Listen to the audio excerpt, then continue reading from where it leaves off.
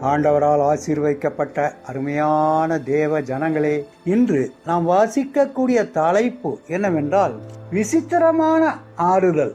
கர்த்தாவே, இவன் பார்க்கும்படி இவன் கண்களை திறந்தருளும். 2 ராஜாக்கள் 6வது அதிகாரம் 17வது வசனம். புற்றுநோயினால் பாதிக்கப்பட்டு படுக்கையில் படுத்திருந்த லிசாவிற்கு நலம் பெற வாழ்த்தி வந்த அட்டையில் எழுதியிருந்த வசனம் அவளுடைய நிலைமைக்கு பொருந்துவதாக தெரியவில்லை, புரியவில்லை.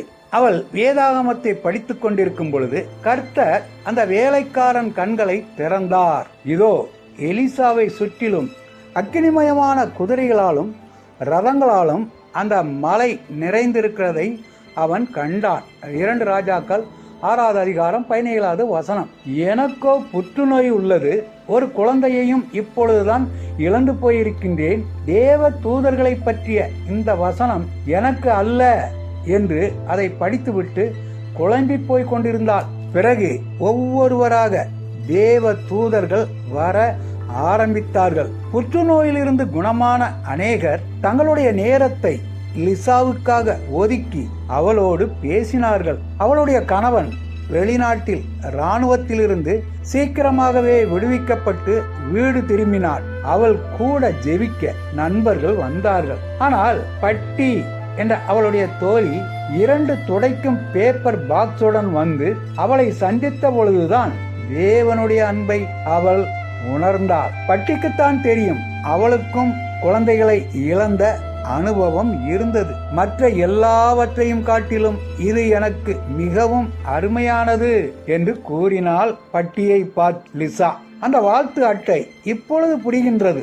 தேவ தூதர்கள் எப்பொழுதுமே என்னை சுற்றி இருந்திருக்கிறார்கள் என்று விசுவாசித்தால் நம்பினாள். எலிசாவை ஒரு படை சுற்றி இருக்கும் பொழுது தேவ தூதர்கள் எலிசாவை காத்து கொண்டனர். அவனுடைய வேலைக்காரன் அவர்களை பார்க்க முடியவில்லை.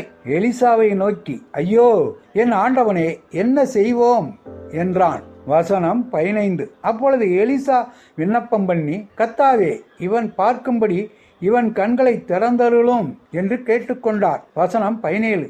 நாம் இறைவனை நோக்கி பார்க்கும் பொழுதுதான் நாம் இருக்கும் அந்த நெருக்கடியில் எது முக்கியம் என்று தெரிய வரும். அவர் நம்மை தனியே விடமாட்டார். கர்த்தருடைய ஆறுதல் அளிக்கும் சமூகம் நம்மை விடுவதே இல்லை. பல வழிகளில் அவர் தம்முடைய அன்பை நமக்கு காண்பிக்கின்றார். கூறினவர் டிம் கஸ்டாப்சன். துர்ச்செய்திகள் வரும்பொழுது நாம் எப்படி எதிர்கொள்கிறோம்? நெருக்கடியில் அகப்பட்டுக் கொள்ளும் பொழுது இறைவனை புதுவிதமாக பார்க்கின்றோமா? ஆண்டவர் தாமே நம் அனைவரையும் ஆசீர்வைப்பாராக. ஆமேன்.